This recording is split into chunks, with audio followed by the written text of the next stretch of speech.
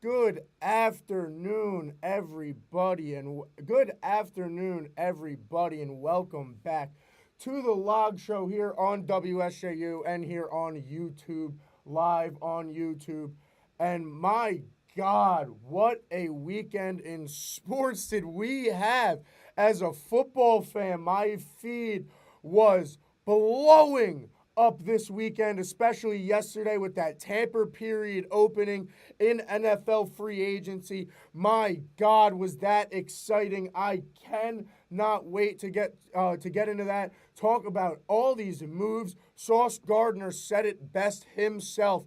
It was like looking at your timeline yesterday was look like it was a Madden franchise. It was ridiculous, absolutely ridiculous. All the moves that were made, especially today. On top of it, Derrick Henry signed, Saquon leaves, Eckler, everyone left.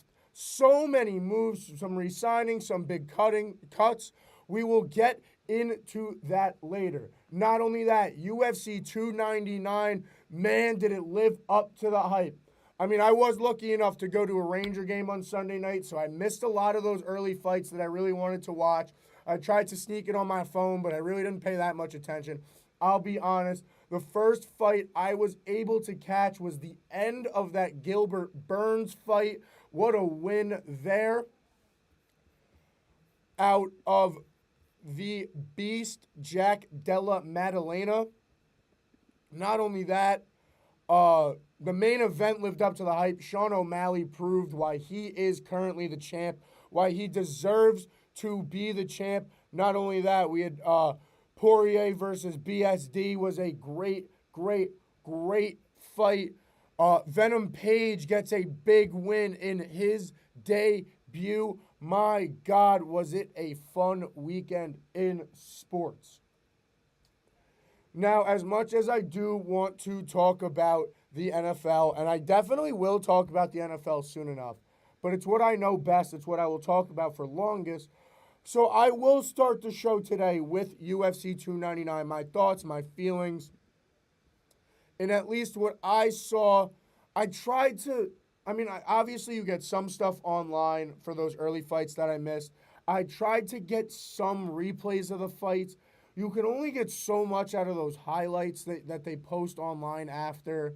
So I couldn't get full feels for any fight. Like the Yan Yadong fight I heard was extremely close. I missed it.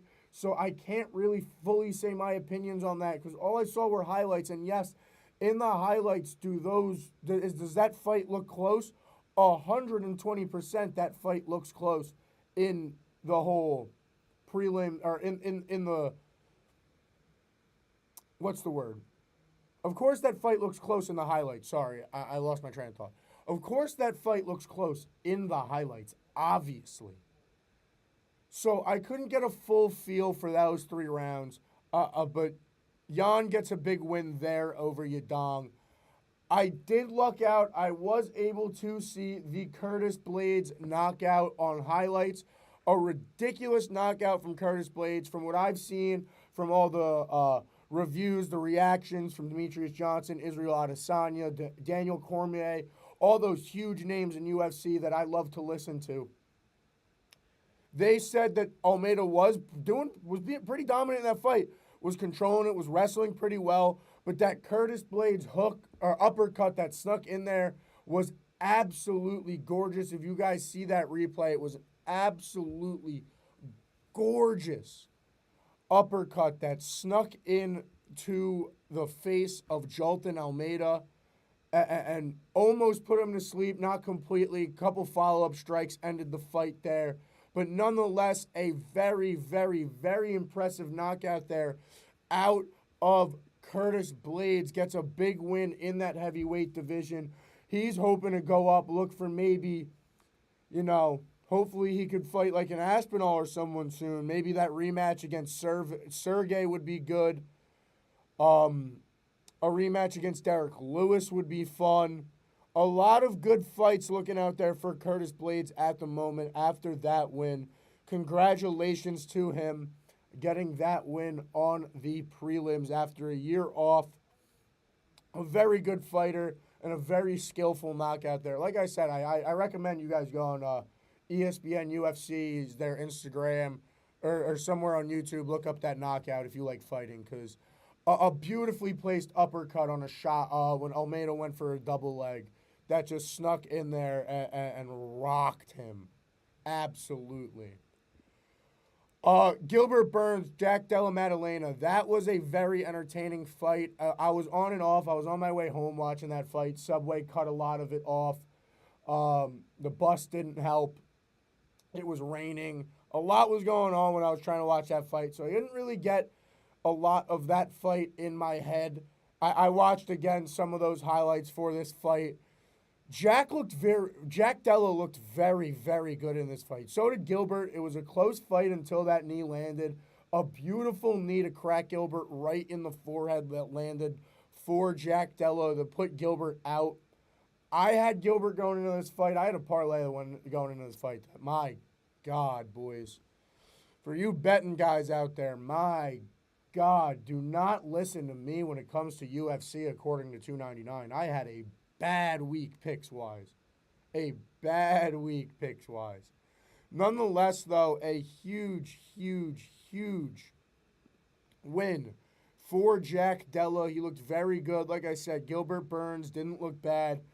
But Gilbert now has lost 2 straight. Kind of falling that. Definitely kind of falling down that division at this point. When you look at it, and it's a tough spot to be in. It's always tough when you see a dude, especially like Gilbert, who's a fan favorite, kind of fall down the rankings a little bit. But, I mean, I don't think he looked bad from at least what I saw. You know what I mean? Like, he didn't... it's hard for me to sit there and say that he looked bad. But, yeah, I don't know. Maybe he fights like, ooh.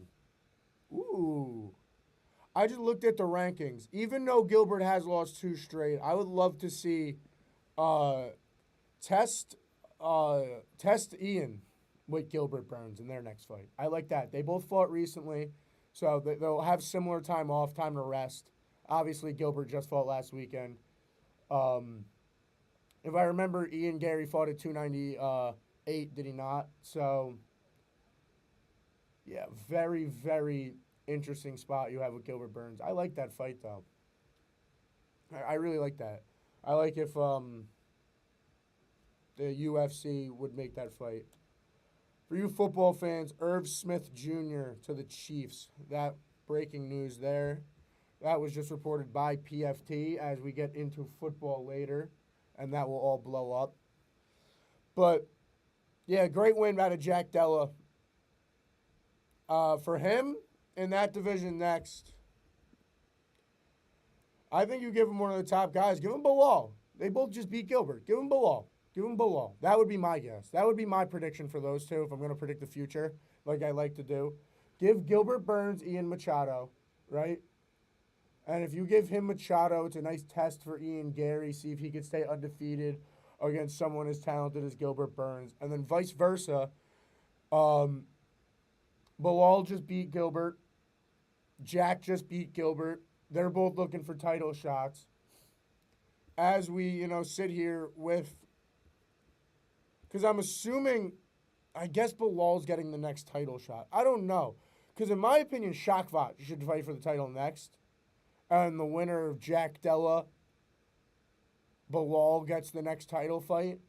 You know what I mean? Like, Colby's still in there, Kamaru's still in there, but Kamaru's looking to go up. Excuse me.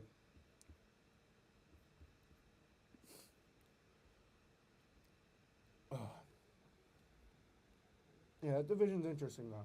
That's a fun division. It's a really fun division. You got, yeah. I don't know, because you can't give Jack Della a title fight yet. There are 100% people who deserve that title fight over Jack Della.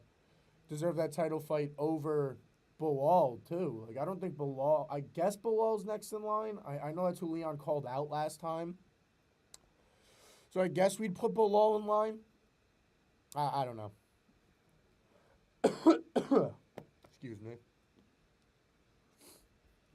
Um, after that,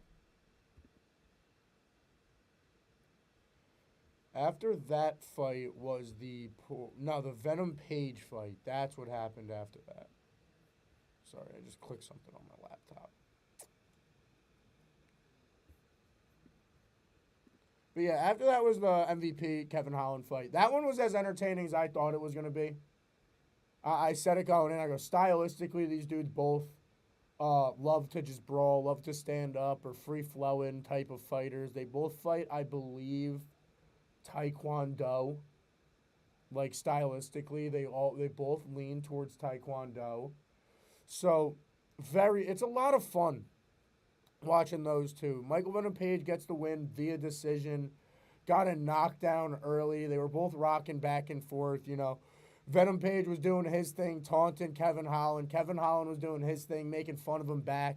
This was definitely an entertaining fight. I think Venom Page definitely deserved the win. I think I agree with the judges' scorecards on this one. It's the way Venom Page fights. Not a lot of people love because it's not super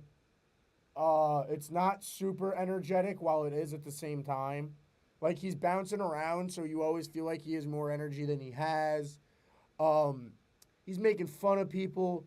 He likes to do that the Adesanya type of fighting that a lot of people started to hate towards the end of Adesanya's title reign, where he likes to sit there and he likes to hit you with the pop pop pop pop pop pop pop and find his combos. Had a couple spinning elbows in there that were definitely almost caught Big Mouth on the chin there, where that was fun. So, I mean, a really entertaining fight through those 3 rounds. They both, I mean, I'm not going to sit here and say Kevin Holland looked bad either. That's the fun part of that. There's no way I could sit here and say Kevin Holland looked bad at all. Like, he looked pretty good. He did. Like, at least for Kevin Holland. It was good to see MVP finally in the UFC. He seemed comfortable. He seemed happy to be here. I don't know.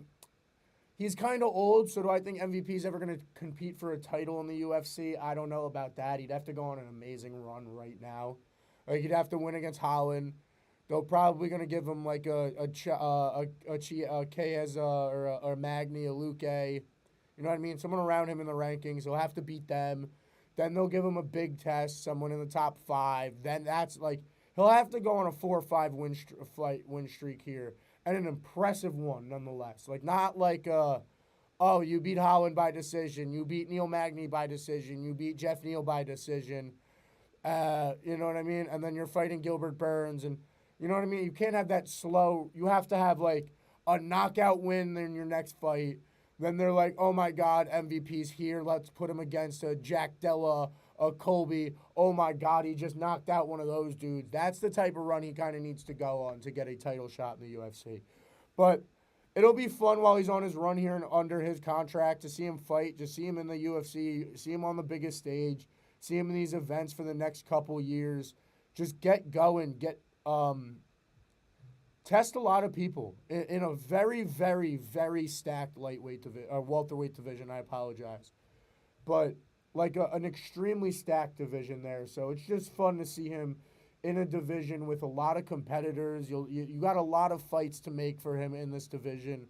Like I said, just around him in the top 15 alone, you have Chiesa, you got Magny, you got Luque, you got Jeff Neal. Even if you have him fight Wonder Boy, that would be extremely entertaining. You have a lot here if you are the matchmakers of the UFC, where, like, he just fits into this division so well. It's such a stacked division, a division that's been entertaining us, been stacked for the past couple of years. Leon's had that title now for what? 2-3 years? So it'd be fun to see someone, you know what I mean? Someone be able to test people for him, test people for Kobe, test people for Jack, whoever, you know what I mean? Um, because yeah, this welterweight division's stacked, and him squeezing in here just fits so well. It fits so well. Now on to the co-main, and man, woo, woo, that co-main baby, that co-main baby,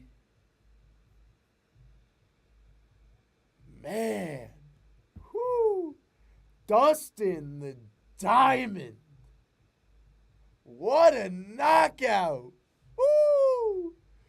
He said, I ain't gone yet, baby. I ain't done yet. People still need to prove themselves in this division to me. I don't care. I know Islam's been the champ and a dominant one for a while. Dustin said, I know I'm coming off I know I lost that BMF. Dustin, the Diamond Poirier. What a performance. Gets the second round knockout over Benoit Saint Denis. A lot of people were interested. I could talk about this fight for days. First of all, Justin Poirier looked like me in that octagon where every time BSD shot, this man shot guillotine. Justin Poirier's corner looked at him at the beginning, or in between that first and second round, and go, Dustin, stop shooting guillotine. You want to know the first thing Dustin did in the second round? Takedown. Justin Poirier shoots guillotine. What a G! What a G! He said, I live and die by the guillotine. Oh my God, what a performance. Dustin the Diamond Gaethje. He said, oh, you take me down? Guillotine. Oh, what? Take down? Guillotine. Guillotine. Guillotine. Oh, what? Guillotine. Guillotine. Guillotine. Guillotine. It was great. It was so fun. And then tries one more time. Benoit Saint Denis slips out of it. Combo. Caught him, rocked him a little bit, wobbled him, followed up a nice 1, 2, boom. Put him out like a light. What a beautiful, beautiful knockout by Dustin the Diamond Poirier. What an interesting performance. I won't say a beautiful performance, an interesting performance nonetheless. I mean, he lost that first round too. It was one of those situations. He definitely lost that first round. He was down 10-9 in that second round. And just kept pulling for that goddamn guillotine, man. Kept going for the guillotine. He couldn't stop him. He couldn't stop himself. He really couldn't. It was great. And snuck in a nice uppercuts and knocks him out cold. Man. We'll talk about knockouts. Speaking of knockouts, actually, I'm not going to talk about this in depth because I didn't really watch. I didn't watch the whole event, and there wasn't a lot to really evaluate. But my God, Anthony Joshua. Sorry to get off topic, and I'll talk about the main event at 299 in a second. Anthony Joshua, you are a bad man. You might be, as many people are saying right now, you may be the baddest man on the planet, Anthony Joshua. Really. Anthony Joshua may be the baddest man on the planet right now. Absolutely ridiculous. What a performance, man. What a great performance out of Joshua. That knockout was absolutely ridiculous, man. 2 rounds. Absolutely pieced Ngannou apart. He did what everyone said Fury should have done to Ngannou. Like, absolutely pieced him apart, man. Crazy. But that's enough of that. That's enough of the boxing world. That's, you guys got my boxing sense there. Now back to the UFC. Back to the fun fighting. Main event, baby. That 299 main event, Sugar Sean O'Malley, baby. Sugar Sean O'Malley. Absolutely bouncing heads, bro. Let me start, before I get into how good Sean was, shout out Cheeto for having the most, the strongest chin I think I've ever seen in my entire life. I thought that other dude Sean fought, I'm pulling it up right now, I can't remember his name. The dude with the green hair a couple years ago. I thought that was like oh my god, like that was definitely a situation of like, oh my god, how is this guy alive right now? But again, Cheeto, no, not Pedro Munoz. Chris Moutinho. That's who I'm thinking of. Chris Moutinho. Um, yeah, like but it was that level. Like I know a lot of people, that's when Sean was put on the map for a lot of casual fans. It was the Moutinho fight where he absolutely just pummeled that man for 3 rounds. That's what he just did to Cheeto for 5. Absolutely pummeled Cheeto. Now, Cheeto did a good job late making it dirty. Got a couple good shots late. Got a beautiful body shot right as that fight ended. That if that hit any earlier, that could have ended the fight, man. Hit a beautiful, beautiful uppercut to the body right as the fight ended. That put Sean down for a minute after the bell rang. Obviously, Sean didn't go down from the punch. He winced over. He didn't go down from it, but he laid there for a hot minute right after having to grasp what just happened, being like, oh, woo, woo, I just got popped, man. And he did. He got popped, man. But, shout out Cheeto for just taking, that knee, oh my Lord, that knee, oh my Lord, that knee. Bro, it sounded like Cheeto's face broke. It sounded like Cheeto's face was broken. An absolute humbling out of Sean O'Malley. Proved why he's the champ. Calls out Ilya at the end. I don't love that. Dana spoke about that in the post-fight presser, where, like, Ilya did the same thing. Ilya came out, you know what I mean? He had one fight and called out Islam. Like, defend your belt first, fight a little bit in your division first. Don't just, I get it from the fighter's perspective. From the fighter's perspective, they just want the more money. And obviously, as entertaining as this bantamweight division is, there's not a lot of money in it. Like, yeah, he's fighting Marab. The next fight's Marab. As much as he called out Ilya, I will tell everybody right now who is not a UFC fan, if you are a UFC fan, if you're interested in who Sean O'Malley is going to fight next, it's Marab Divashvili. Sorry, it's a hard name. But it's Marab. Marab is the next fight, 120%. No ifs, ands, or buts. Marab's the next fight. But I get calling out Ilya. It's the money fight, yada, yada, if blah, blah, blah, blah, blah. It's the money fight, but not the fight to make yet. Ilya needs to defend his belt already. Sean, you have one title defense. Sit there. An impressive one nonetheless. Absolutely pummeled Cheeto Vera on Saturday. Absolutely pummeled him. But you got to clear the whole division. You got to beat Marab. You got to beat Sandhagen. You got to beat, honestly, you probably got to beat Aljo again. You got to beat Jan again. Like, you have to clear out that top 5 that's sitting there right now. You got to beat Marab. You got to beat Aljo again if Aljo doesn't just stay a featherweight. You got to beat, Jan's probably going to get another title fight soon. So you got to beat him again.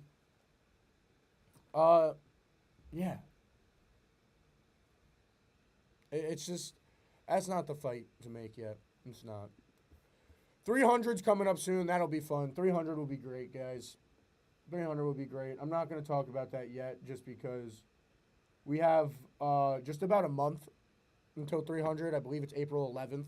So I'll talk about that when it comes. I'll take a break. I don't want to talk about it too early. Uh, we'll wait on it. We'll wait on it. But nonetheless, 300 is going to be fun. Moving on to another sport that I'm going to sit here and ponder what's been going on for the next half hour minimum with you guys.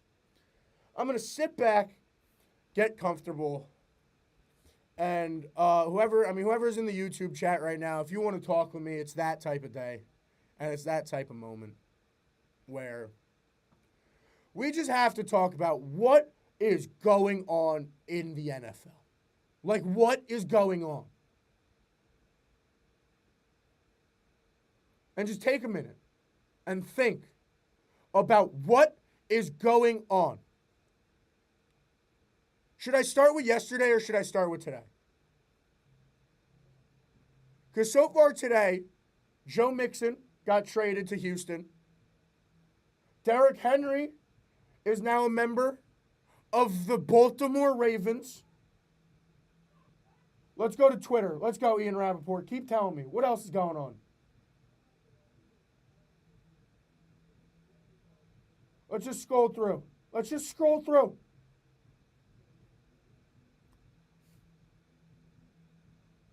Darius Williams re-signs with the Rams.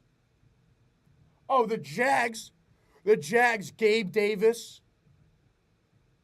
Darnell Savage trading for Mac Jones for some reason. Kirk Cousins to Atlanta. Giants fans, I'm not talking about that one yet because I could go on for hours about that one. Don't even get me into that one. I'm just going from a loose standpoint as of the moment. Just scrolling through. Shaq Barrett to the Dolphins. Like, this is an off season, man. Mooney to the Falcons. Nyheim Hines to the Browns. Gesicki to the Bengals. That don't really matter. Oh, Eckler goes to the Commanders yesterday. Like, oh my God. Oh, the Packers. Oh my God. The Packers. What a move. What a move out of Green Bay. I need to talk about that first. Now that I'm breaking down and thinking about everything in my head, that is the first move I'm going to break down. What a move from Green Bay. What a move. Signing Josh Jacobs, cutting Aaron Jones is a bold move out of Green Bay. I mean, everybody talked about for years them not getting weapons for Aaron Rodgers. First thing they do in an offseason after Jordan Love squeezes them into the playoffs and gets a big playoff upset against Dallas is say, man, screw it. Let's go get maybe the best running back in the league. Top 5 running back at worst. As long as Josh Jacobs can stay healthy for Green Bay, what a move out of the Packers, man. Literally, just what a move. He's great out of the backfield. He's so good. And not that Aaron Jones isn't, but like, you know what I'm saying? It's not that Aaron Jones isn't good. Aaron Jones is very good. Him to Minnesota is going to be great. He's going to have a revenge game twice a year. That is going to be fun. But Josh Jacobs is Josh freaking Jacobs. Like, my Lord, what a move. You know, you had Dontavius Wicks became a stud for that team. You had Romeo Doubs had a year.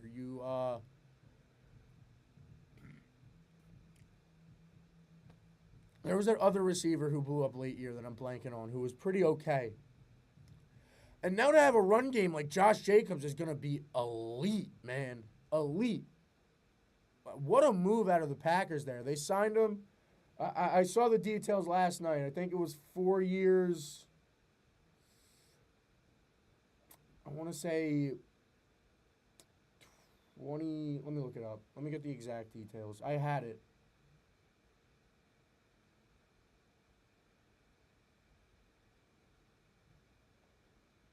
I know it's 4 years, definitely. Um, oh, maybe the info of that deal didn't come out.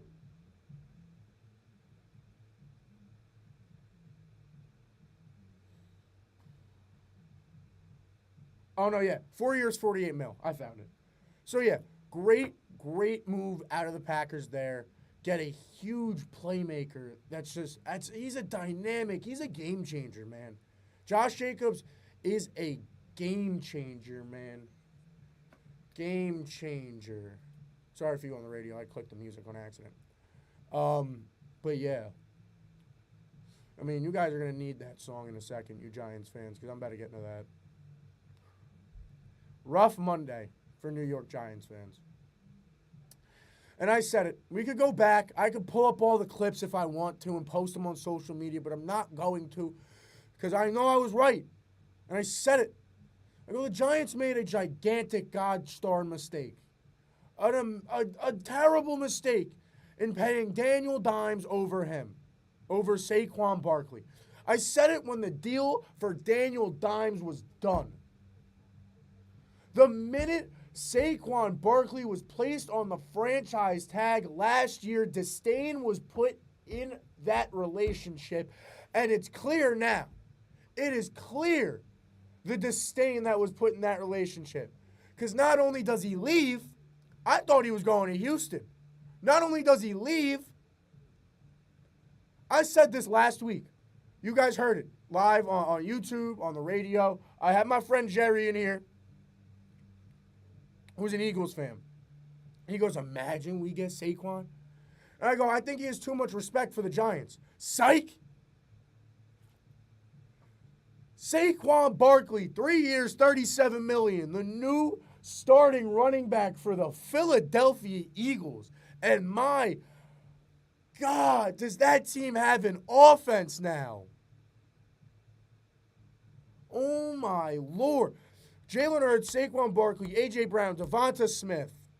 That O-line. I know you lose Jason Kelce, but Lane Johnson's still there. Cam Jurgens is going to step into that center role fine. Trust me. Cam Jurgens is a very good center. Jason Kelce knew he was leaving them in good hands with Cam Jurgens. This Eagles team, I mean, the only thing that's scary is the fact that they did fall apart at the end of last year. But a whole new set of coordinators again. So hopefully that could help. You know, you had a lot going on at the end of last season. Patricia came in, a lot of that stuff changing up. So a lot of weird stuff happening at the end of last season. A absolute collapse. But you guys remember what I said when they traded for DeAndre Swift, which was he fits so well into that offense. Saquon is DeAndre Swift on crack. This is just as good. This is right like when, honestly, the best comparison I have recently is the Christian McCaffrey trade. Because, yes, Elijah Mitchell and all them fit into the 49ers offense well, and Kyle Shanahan moved them well. Like, yes, DeAndre Swift fit like a glove into that Nick Sirianni and that Eagles offense. But now not only do you have a stylistic fit, you have just a pure playmaker. A pure and utter playmaker. 3 years, $37 million. The Giants should have paid him last year, man. They should have paid him. They should have backed up the Brinks truck for him there. That Saquon revenge game, man, is going to be... That's going to... Mark your calendars for that, guys. Mark your calendars for Eagles-Giants twice a year for the next 3 seasons. You got Tiki Barber on WFAN saying you're dead to me. You got Giants fans burning jerseys. That's how bad this is. Going to the Eagles is bad, man. Woo! That's bad for the league. That is bad for the league. That is bad for the league. Giants also lose Xavier McKinney. He goes to the Packers. That's dangerous. I said this earlier. I'll get into this one. Derrick Henry today. Woo! And a two-year deal with Baltimore. So you now have that team that just came off a huge year of one seed, Lamar Jackson MVP year. They've always needed a running back. If Derrick Henry could stay healthy there, and I believe they still have. I could be completely wrong, but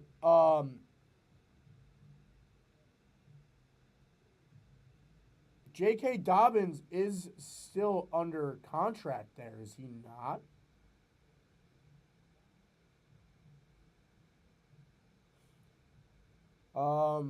I believe so. I believe J.K. Dobbins is still under contract there. So he signed a 4-year deal back. Yeah, he's still got a year on his contract. Or no? No, I'm wrong. He's a free agent right now. I take that back. I was incorrect. So they don't have J.K. Dobbins. Because I was going to say him and J.K. Dobbins would have been a nasty backfield. But they don't have J.K. Dobbins. I was incorrect. But yeah, you look at that team. You have a Baltimore team now that comes off a 1 seed, a Lamar Jackson MVP year. You don't have amazing weapons, but Zay Flowers proved to be at least a weapon. You could definitely draft one in this draft. This draft has a good set of wide receivers, a good handful that you could sneak up, maybe trade up and try to get one even. But, you got that. You got Lamar, and now you're bringing in Derrick Henry, who Derrick Henry is, I want to say 28. I want to say he's 28 right now. Of course, why would they give me his age when I look up his age? He's 30. So he just hit the plus side at 30, which usually is the line for running back. So it'll be fun to see where it goes with him now being on the plus side of 30. But nonetheless, that's a very, very, very big move for Baltimore. Yeah, Josh Jacobs to Green Bay is huge. All those big running backs that I was talking about last week, where this running back market was insane, all of them left. They're all in new spots. Even some running backs I didn't think were available, like Joe Mixon ended up getting cut. They took that back, traded him, like I said, to Houston. I like that. I guess Cincinnati's committing to Zach Moss, which I find interesting. But yeah, you got Joe Mixon, who same situation. I think he just hit 30. He's either 29 or 30 also. So, you know what I mean? You see the Bengals going, hey, let's get rid. He's 27 actually, so he's not that bad. He's not that up there for a running back, at least, like running back wise. Obviously, 27 is young in general. I'm just saying in the scheme of running backs. But Joe Mixon to Houston fits. You got Eckler going to Washington. DeAndre Swift went to, I'm blanking now. Where'd Swift go? Minnesota? No. It's going to take me forever to find this, too. Because he was the first deal. Where'd he go? Oh, Chicago. He went to Chicago. Chicago making moves, too. They also signed, what's his name, the safety. Kevin Byard.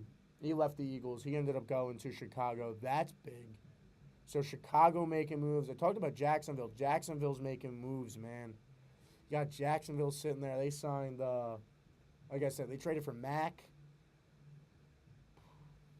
Signed Gabe Davis. Signed Darnell Savage from the Packers. That's a good team. And like I said, the Mac Jones trade doesn't make a ton of sense. But he's from the area, and I look at it this way with the whole Mac Jones thing. Mac Jones is not a good starter, but we don't know if he's a good backup yet. You know what I mean? I think he could be a solid backup. I don't think Mac Jones is winning you 10 games in a season. But I think if Trevor Lawrence twists an ankle and goes down for 2 games, he could win 2. You know what I mean? With the right offense and that O-line that's pretty solid down there in a place he likes. So I think that's a good spot for him. Again, like I said, you got McKinney, you had Darnell Savage signed with them too. You have Gabe Davis go there. I don't know. Let me just look through my feed. Sam Darnold to Minnesota. He's the starter in Minnesota right now. That's interesting. What Minnesota does at quarterback is going to be real fun. Maybe they try for Fields, but are the Bears going to trade Fields in division? You know what I mean? Like, that would be my guess, is that's what I would do, is I'd try for Fields. But I don't know. So, yeah, like, I guess maybe wrong with Sam Darnold. Go Dobbs or something like that. I don't know, man. That's an interesting spot. Minnesota's in an interesting spot.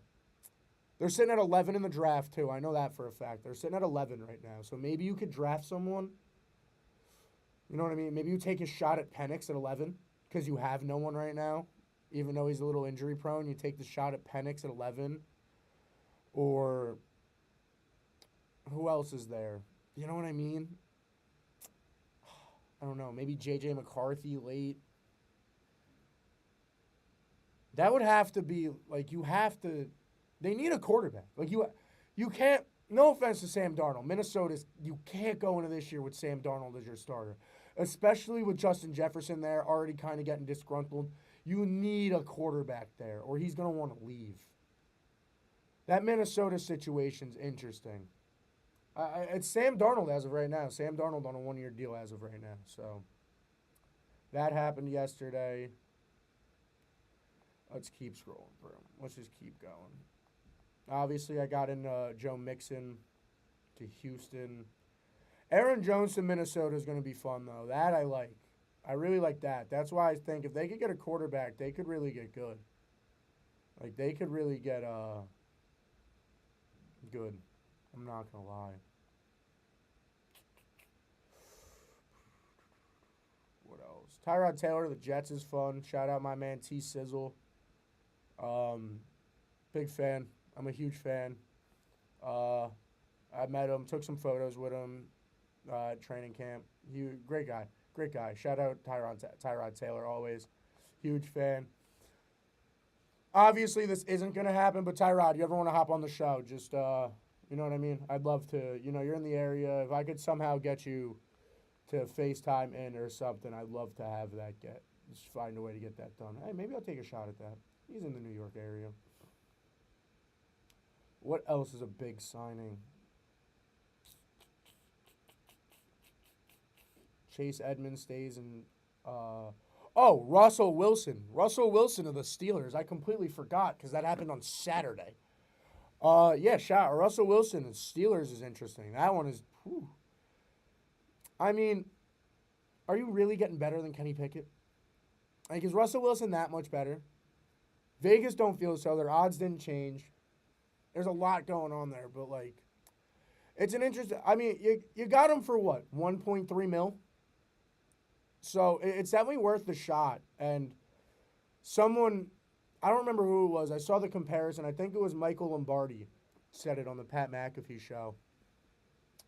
And he goes, people forget that Kurt Warner was at the Giants in between Arizona and the Rams. And Kurt Warner was not good on the Giants.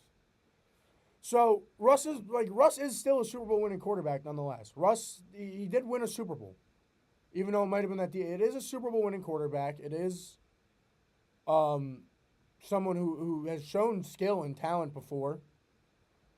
So I don't know. Maybe this could be a nice little resurgence for Russ. You never know. You really never know. It's an interesting fit. He's got Pickens down there. He's got Jalen Warren. He's got Najee. He's got what's his name too? I'm blanking on the other receiver.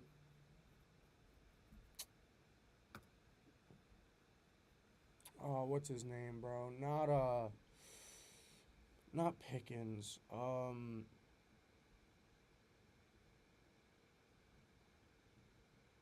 Not Pickens. It's Deontay Johnson. That's what I was thinking of. You got Deontay Johnson, who if he doesn't want to get traded, so you got some room to make definitely with Pittsburgh. You got some noise to make in a division that's extremely interesting too, because now you got Baltimore with Derrick Henry. You got you got this Cincinnati team that it seems like that offensive core that was there when they made an AFC championship is going to be 90% gone outside of Joe and Jamar. You got the Browns, who Deshaun Watson, I guess, and then Jameis as a backup they just signed. Shout out Jameis Winston. As a Saints fan, um, really, honestly, shout out Jameis Winston. It was a fun 4 years in New Orleans, man. It actually hurts to see you leave. Like, this is one of those moments as a Saints fan that I mean, I'm glad I have a show that I could say this in a public forum, and hopefully this gets to him. Shout out Jameis for what he did for the city of New Orleans. Even though I'm not from there, I don't live there. Honestly, I haven't even been able to get down there. But from what I've seen online, was great in the community. Just such a really represented the Saints well. You know, loved to be there. It seemed like always had a smile on his face. Always brought a smile to the locker room. Um, just always seemed like a great energy to be around. Obviously, I never was around him. I'm taking this from videos, but over 4 years in New Orleans, quickly became one of my favorite players in the entire league with the goofs and the eating W's and the this and that's and the it was an absolute blast to have you. So I wish Jameis Winston a ton of success in Cleveland, a ton of success in his career. Um, and bro, thanks for fun. Thanks for the fun in New Orleans, man. Thanks for the 4 years. Thanks for those couple starts. Thanks for those throws that I sat there and said, "What was that?" And then somehow it was caught for a touchdown. Thank you for every bit of the Jameis roller coaster that was the Jameis roller coaster. It was so much fun to watch. So shout out Jameis Winston. Again, another dude like Tyrod Taylor that obviously, this ain't no big show. I got, 25 subscribers and one viewer consistently, but, like, love to have him on. But, yeah, he goes to Cleveland. That's that. But what a wild free agency, man. That Fields market is still open. Yeah, you got Shaq Barrett going to Miami is big. Darnell Mooney and Kirk Cousins to Atlanta. That's big. That's big for that NFC South too. Kirk Cousins in Atlanta. That's going to be interesting. Kirk Cousins, he was given 4 years. I think it was almost $80 million. For a dude coming off a torn Achilles. 4 years, $180 million. Sorry. Wow. 4 years, $180 million for a dude coming off a torn Achilles, 35. I mean, hey, they were in the Deshaun Watson sweepstakes too, Atlanta. So they're clearly willing to pay for their running backs. They are clearly willing to pay for their running backs, and they did so. Or their quarterbacks, and they did so this offseason. It'll be fun to see how it goes. Like I said, he's coming off a torn Achilles. He's up there in age, but, like, he was performing his best football before that Achilles. He was playing at his best. He was playing the best Kirk Cousins that we have seen off that torn Achilles. So, where does Fields go, man? Just thinking about this whole quarterback landscape. Because according to everybody who knows something, who has a connection to anybody, the Bears are going Caleb Williams. Like, this is like Andrew Luck. This is like Kyler Murray. Like, obviously, when draft week comes in 2 weeks or 3 weeks, whenever the draft is, when that comes, obviously, yes, there'll be rumors that they're going to switch up. But it seems set in stone that Caleb Williams is going one, even though I don't love him. I'm not in the Bears locker room, so it's not up to me. Where does Fields go, man? Because, like, Minnesota seems like the only option. Because it's either you got Minnesota, you got... Who else? Like, who else needs a quarterback right now? Because they don't got the money. Like, New York don't got the money. The Giants.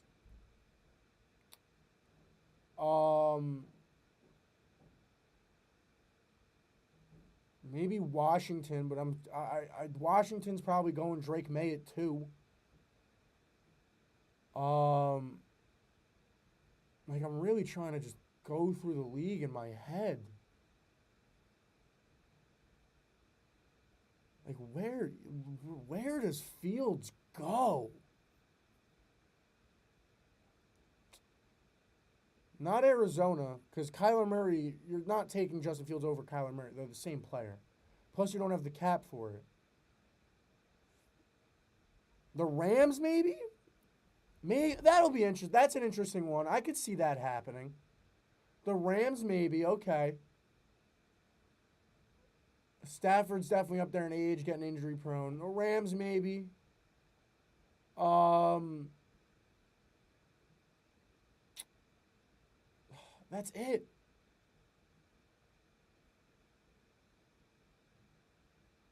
Like that's it, bro. There's not a lot of teams in that market for Fields. That like not a lot of teams in that market at all, man. That's gonna be that's gonna be fun to watch over the next couple weeks. This whole Justin Fields thing is gonna be really fun to watch. It really is. It's gonna be fun to watch. Cause I really like I'm trying to think in my head and like actually like not sit here in silence while thinking, but it's like I could literally like list go through divisions teams like AFC East. Maybe New England, but no. Why they're gonna draft one? NFC North, Minnesota, right? NFC South, you're not. The Saints aren't doing it. The Falcons just signed Kirk. Tampa re-signed Baker. You're not out on uh, Bryce Young yet if you're Carolina, so that's that whole division out. NFC West, you're sticking with Geno. Like I said, the Rams are an interesting one to look out for. Brock Purdy's set in stone there in San Francisco. And then, what's that last team that I'm blanking in that division? Who's in the NFC West that I'm blanking? Oh, the Cardinals. You're not Kyler Murray. I said that. You're not doing the whole Kyler Murray thing. And then the NFC East, the Giants don't have the money. The Cowboys have Dak. You have Jalen Hurts. And then it's whether you prefer Drake May if you're Washington. I did the AFC East. Like I said, the Jets, no. Bills, you got Josh Allen. You got Tua there. And like I said, maybe New England. Maybe New England. AFC South is a no. Maybe Tennessee. But I think they're going to stick with Will Levis. I think they really like Will Levis down there. AFC West, no. Maybe, I guess maybe Vegas. Maybe Vegas. Vegas would be interesting. Send them to Vegas. That'd be interesting. I would say those are the top 3 teams. That would be my top 3 on Fields watch. Would be Minnesota, LA, and Minnesota, the Rams, and Vegas. That's who I would put on Fields watch. Because the Rams, you look at that, you have Cooper Kupp, you got Puka Nacua, you got weapons that are still, you don't have to pay Puka right now. Your defense is okay. Like, it's not terrible, but it's pretty solid. You still have Aaron Donald, who hasn't retired yet, so you still have the end of him. So if you want to try to make a little bit of a run, try to squeeze in a wild card, be one of those wild card run teams, you have that there with Fields could work, especially under Sean McVay. Vegas, you're just putting them around a lot of weapons, which Kobe Myers, Zamir White's not bad, even though they just lost Josh Jacobs. Zamir White's good. I could also see A.J. Dillon possibly signing there, but let's not count stuff before it happens. So let's say as of right now, you put Fields on the Raiders. Like, you know what I mean? You got Devontae Adams, you got Jacoby Myers, you got Renfro, you got Zamir White. Again, you got Max Crosby. They also signed, what's his name? The DT from the Dolphins I'm blanking on right now. Wilkins. They just signed Christian Wilkins. So that defense is pretty solid too. So that's an interesting team that if I'm Al Davis, maybe I take a shot at it. And then, yeah, Minnesota's obvious. They have no quarterback. They're a good team with no quarterback. They're just a good team with no quarterback right now. So that's just obvious. It's just whether the Bears will do that in division. But, yeah, man. Whew. Man. Free agency is interesting right now. And, it is just the tampering period, so I will say that. A lot can change within the next 24 hours when the new league year starts tomorrow. But, whew. The NFL is different already, man, and I cannot wait to see where this goes. I'm going to try to get someone in here to talk about it next week, one of my friends, someone different. Maybe Jerry again, I don't know. So definitely, guys, tune in next week for that, where I'm going to get more fan opinions, try to get outside views on what's really going on, how people feel.